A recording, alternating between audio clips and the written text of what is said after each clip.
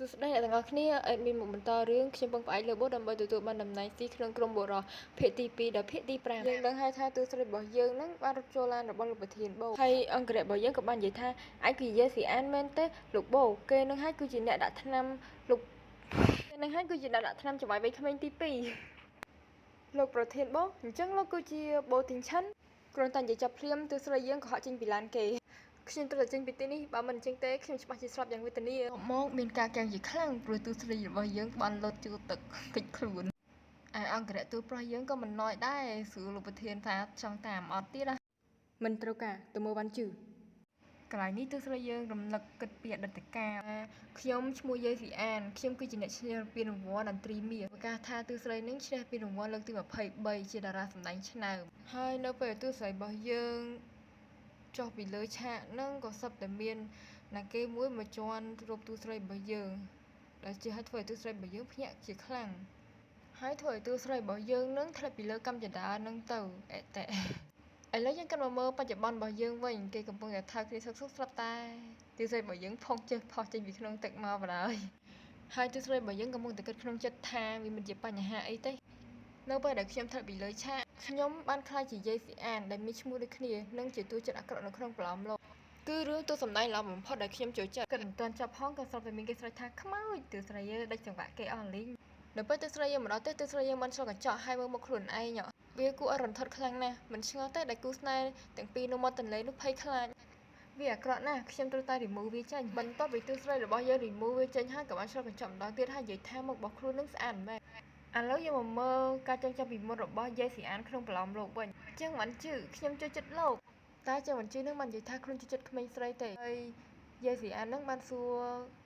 ចឹងមិនជឿនឹងថាចូលចិត្តក្មេងស្រីបែបណាហើយថាខ្លួននឹងអាចផ្លាស់ប្ដូរសម្រាប់ចឹងមិនជឿនឹងបានចឹងមិនជឿនឹងក៏ដូចចិត្តទៀតសួរថាតើយេស៊ីអាននឹងអាចខ្លាចជានារីបែបនេះបានអត់ឥឡូវយើងកាត់មកបច្ចុប្បន្នវិញទើស្រីគិតក្នុងចិត្តថាមនុស្សដែលស្អាតដូចជាយេស៊ីអាននឹងបើជាទៅធ្វើរឿងឈូតជាច្រើនសម្រាប់ចឹងមិនជឿហើយលទ្ធផលដែលទទួលបានជាងក្រោយគឺជាការស្លាប់យ៉ាងសន្តានាការឥឡូវនេះខ្ញុំជាយេស៊ីអាននៅក្នុងប្រឡំលោកខ្ញុំមិនអាចស្លាប់ម្ដងទៀតទេខ្ញុំត្រូវតែផ្លាស់ប្ដូរអនាគតរបស់ខ្ញុំតើពីគិតបែបនេះទើស្រីរបស់យើងក៏បានបដិញ្ញាចិត្តថាខ្ញុំត្រូវតែនៅឲ្យឆ្ងាយពីបរិសហើយត្រូវតែមានអាជីពមួយខ្ញុំនឹងធ្វើសកម្មភាពធ្វើការក្នុងពាណិជ្ជកម្មនិងប្រមូលពានរង្វាន់ដើម្បីឈានដល់ចំណុចកំពូលនៃរង្វង់កំសាន្តនិងក្លាយជាតារាកំពូលល្បីម្ដងទៀតបញ្ញាចិត្តចាប់ហើយទើស្រីរបស់យើងក៏សម្រេចចិត្តផ្លាស់ប្ដូរខ្លួនឯងដោយកាត់សក់របស់ខ្លួនឯងឥឡូវយើងមកមើលរូបរាងទូស្រីរបស់យើងពេលកាត់សក់ហើយស្អាតណាស់ក្នុងសង្ហាមកទូស្រីរបស់យើងក៏កាន់ទូរស័ព្ទយេស៊ីអានឹងឆែកមើលដើម្បីដឹងពីយេស៊ីអាមានចង់ប្រាប់ថាមានពេលខ្លះហៅយេស៊ីអានឹងពេលខ្លះហៅទូស្រី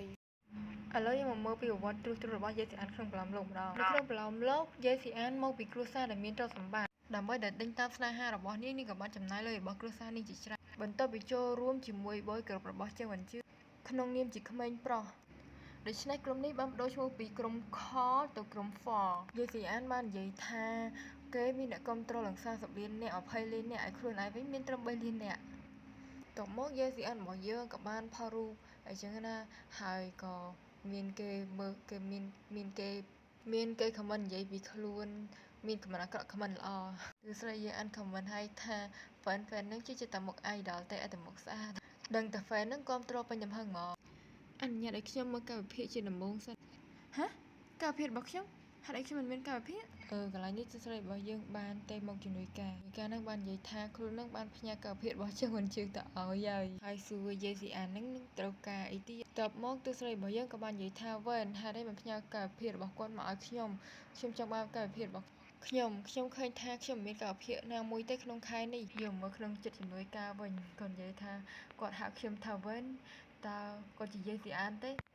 អ្នកពិតជាមិនមានការវិភាគទេហើយនិយាយទៀតថាខ្លួននឹងធ្លាប់ឲ្យការងារទៅយេស៊ីអានពីមុនតែយេស៊ីអាននឹងអត់ទទួលយកទេ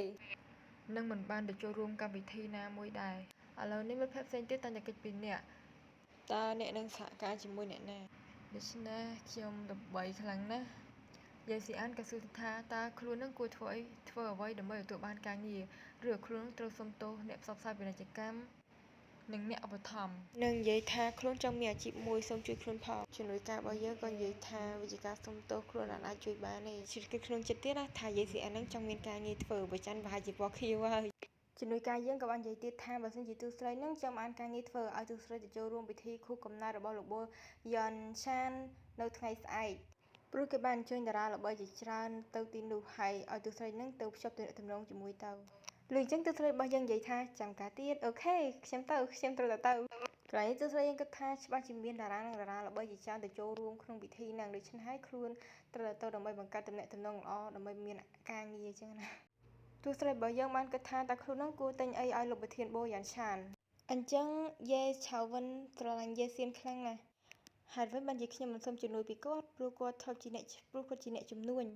ដ៏មានបទពិសោធន៍ដូច្នេះគាត់ច្បាស់ជាដឹងពីវាយ៉ាងច្បាស់សិនថាគេហ្វូលីខ្ញុំរីករាយខ្លាំងណាស់ដែលលោកបានឆ្លៀតពេលមកជួបជាមួយខ្ញុំលោកយេនេះគឺជាផែនការដែលយើងបានរៀបចំសម្រាប់គម្រោងនេះសូមពិនិត្យមើលពេលលោកប្រធានយើងកំពុងពិនិត្យមើលគម្រោងស្រាប់តែយេស៊ីអានខំមកហើយលោកប្រធាននឹងក៏គិតក្នុងចិត្តថានាងខំមកខ្ញុំហើយនិយាយថាតើមានអ្វីកើតឡើងចំពោះយេស៊ីអានទៀតហើយទីបំផុតយើងដឹងហើយថាគាត់គឺជាយេឆាវិន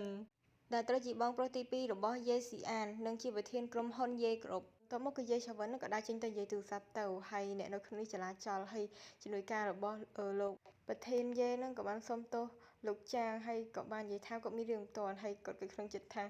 ប្រហែលជាប្អូនស្រីរបស់គាត់ខំមកទៀតហើយនឹងនិយាយទៀតថាគាត់ស្រឡាញ់ប្អូនស្រីរបស់គាត់ខ្លាំងណាស់ព្រោះហើយតែងតែលើកប្អូនស្រីរបស់គាត់មកដំបូងគេហើយនិយាយថាអ្នកនៅក្នុងក្រុមហ៊ុនហ្នឹងអត់មានអ្នកគេដែរឃើញមុខប្អូនស្រីរបស់យេឆាវិនហ្នឹងឯងហើយបើយើងកាត់មកមើលយេឆាវិនវិញកំពុងនិយាយមួយយេស៊ីអានហើយក៏សួរយេស៊ីអានយើងថាតើយេស៊ីអានហ្នឹងមានបញ្ហាអីកើតឡើងមែនយេស៊ីអាននឹងបាននិយាយថាខ្លួនអត់មានកើតអីទេខ្លួនសុខសប្បាយទេតែខ្លួនត្រូវការជំនួយពីយេឆាវិនយេស៊ីអាននឹងក៏បាននិយាយថាខ្លួននឹងទៅចូលរួមខួបកំណើតរបស់លោកបូយ៉ាន់ឆាននៅថ្ងៃស្អែកតើអត់ដឹងថាត្រូវរៀបចំអំណោយអ្វីទេចង់ឲ្យយេឆាវិននឹងជួយរៀបចំអំណោយមួយសម្រាប់ខ្លួនហើយយេឆាវិននឹងក៏បាននិយាយថាគ្មានបញ្ហាអីខ្ញុំនឹងជ្រើសរើសអំណោយមួយហើយផ្ញើវាទៅអ្នកដូច្នេះទេស្រីយើងសប្បាយចិត្តមែនតើនិយាយអរគុណយេឆាវិននឹងហើយនិយាយថាឲ្យយេឆាវិននឹងថែរក្សាសុខភាពខ្លួនឯងផងហើយបើមើលយេឆាវិនអំភើបខ្លាំងមែនតើពេលបានប្អូនស្រីព្រួយបារម្ភអូព្រះជាម្ចាស់យេស៊ីអានបារម្ភអំពីខ្ញុំហើយភ្លាមក៏បដូរទឹកមុខ360ដឺក្រេនឹងនិយាយថាទូស្រីនឹងបោកខ្លួនសម្រាប់ជាងវ៉ាន់ជើទៀតហើយចាំមើលខ្លួននឹងរៀបចំអំណោយដ៏អស្ចារ្យមួយសម្រាប់ពួកគេយើងចាំមើលអំណោយដែលយេឆាវិននឹងបានរៀបចំបើអេដមីនមើលវិញទាំងគាំងហ្មងអំណោយនៅតែសឹងជាងនេះអ្នកសារព័ត៌មានស្រីម្នាក់និយាយថាថាខួបកំណើតលោកបូយ៉ាន់ឆាននឹងនៅអូតែលសៀងជាងហើយបានអញ្ជើញអ្នកដឹកនាំរឿងល្បីៗនិងតារាល្បីៗជាច្រើនទៀតនឹងបន្តថាបូធីនឆានបានត្រឡប់មកវិញជាផ្លូវការហើយកាន់កាប់ក្រុមហ៊ុននៅប្រទេសចិនវិញហើយនេះភ្ញៀវនាំគ្នានិយាយថាលោកបូធីនឆាននឹងត្រឡប់មកវិញហើយគេមកនឹងដើម្បីមកមើលរូបរាងរបស់បូធីនឆានទេឥឡូវយើងមកស្គាល់តួអង្គ2នាក់ទៀតតួអង្គដែលពងនិយាយនេះឈ្មោះថា Carrie នៅក្រុម Boy 4និងតួអង្គម្នាក់ទៀតឈ្មោះថា Lin Yan នៅក្រុម Boy 4ដែរ Carrie របស់យើងបានសួរថាហេតុអីបាន Lin Yan នឹងត្រឡប់មកពិធីខួបកំណើតនេះហើយ Lin Yan យើងបាននិយាយថាចុះខ្លួនឯងទៅមកពីថតកម្មវិធីទូទួលល្បីហើយចាំមិនបានមកពិធីខួបកំណើតនេះដែរ Carrie របស់យើងបាននិយាយថាខ្ញុំត្រូវត្រឡប់មកវិញព្រោះអី Botin Chen នឹងបានត្រឡប់មកវិញខ្ញុំជាអ្នកខកខានខ្ញុំមិនអាចខកខានបានទេហើយ Berlin បានយើងវិញនិយាយថាគ្រប់គ្នាមកទីនេះព្រោះចង់ឃើញលោកប្រធានបូប៉ុណ្ណោះតែនិយាយភ្លេចមើលខ្លួនឯងមកចង់ឃើញលោកប្រធានបូដែរសោះហ្នឹងបងជីបាននិយាយថាអ្នកទាំងអស់គ្នានៅទីនេះហើយយើងក៏ដឹងហើយថាបងជីរបស់យើងគឺជាប្រធានក្រុមរបស់ក្រុម Boy 4ពេលដែលគ្រូទាំងមកជួបជុំគ្នាស្រាប់តែ Carrie យើងសួរថាបងជឿហើយចុះឯណាអ្នកដើរតាមឯងអ្នកដែលដើរតាមឯងរហូតបងជឿរបស់យើងឬយើងក៏និយាយថាបិទមាត់កុំនិយាយពីគាត់ហើយស្រាប់តែឮគេនិយាយថាគាត់ជានរណាបើអ្នកហ្នឹងក៏កលេចមើលមកហើយឃើញផ្សេងៗនៅគ្នានិយាយថាតើគាត់ជាតារាទេហេតុអ្វីបានជាខ្ញុំមិនដែរឃើញគាត់គាត់សង្ហាខ្លាំងណាស់ខ្ញុំជឿចិត្តគាត់ខ្លាំងណាស់ចង់នឹងថានារីនិយាយពីនរណាគេទេនេះណាទូឯងស្រីរបស់យើងសោះតែខ្លួនជាប្រុសជាងទៅឡើងសង្ហាហ្មងហ្នឹងឥឡូវយើងមកក្នុងចិត្ត Carrie វិញឆ្ងល់ថាគាត់ជាណាគេហើយគាត់លយខ្លាំងណាស់បើសិនគាត់ជាតារាថ្មីនឹងគាត់ច្បាស់ជាគូប្រជែងដ៏ខ្លាំងបំផុតហើយឥឡូវយើងមើល YCN របស់យើងកំពុងទៅដើររកគាត់កំពុងទៅដើរមករក3នាក់នេះហើយស្រីជំវិញហ្នឹងគ្មានអីក្រៅពីនិយាយថាបរិសុទ្ធសង្ហានៅជុំគ្នាពិតជាល្អមើលណាយើងមើល Carrie យើងវិញមិនដែលមានកំណត់ល្អទេស្ទើរថាគេដើរមកចង់រករឿង Berlin Van យើងវិញគេកំណត់ល្អគេថាគេគ្រាន់តែចង់មករយៈទេដឹងវាជាគាត់ជាងបញ្ជើយើងនឹងសង្ស័យថាជាយេស៊ីអានប្រកាស 100% ហើយគឺជាយេស៊ីអានយើងនឹងគេដើរម្ដងសួស្ដីហើយ hay bờ carry bánh phẹ à lần khăng lần keng nói bay nè keng hai vậy tha chỉ si an mến đó hay vừa giờ thì anh em tha đưa còn mến carry dương với nơi xài lần khăng ha hay cho mẹ mày áp chẳng hay cho sợ bà tà ná mày sợ clay chẳng si an nó ban vậy tha luôn cắt sợ bọc luôn hay tha luôn mày cho tấu sát chiêng chẳng vậy tha cái cắt sợ chẳng tới cái thằng ha giờ mơ ca mà cho một bọc pin để đi vây mơ hai được mọi đo cái lại dần đi khiêm cứ tha bây giờ đang mua cái nhiệt trong mà đợi tôi phải dựng phây đấy đó tôi sẽ lại bảo nhớ các bạn vậy không chết tha chẳng vẫn chưa nó ngọt ban tam rồi luôn luôn hay còn ban hao bלי đại vì bên ngày vậy gì tôi sẽ đi trong ấy kế hao bly mới đó hả giờ thì anh bảo dưỡng các bạn hao chân vẫn chưa hai các bạn xông chặt đây chân nè tại chân vẫn chưa bảo dưỡng không mơ và hao hay vậy không chết tha giờ thì anh ban plap rồi rụp đi rồi bỏ quạt ta quạt trong thở vậy vậy bạn vậy không chết bạn là bên năng còn mình cái sai tha có nơi tin nè president nơi tin nè ya từ pro bảo dưỡng còn là trình sầm lập trường mong cái thao là bay bao tốc đi bên bạn vậy bây sầm rõ vẫn lần trang rồi năng smith job ca ấy nè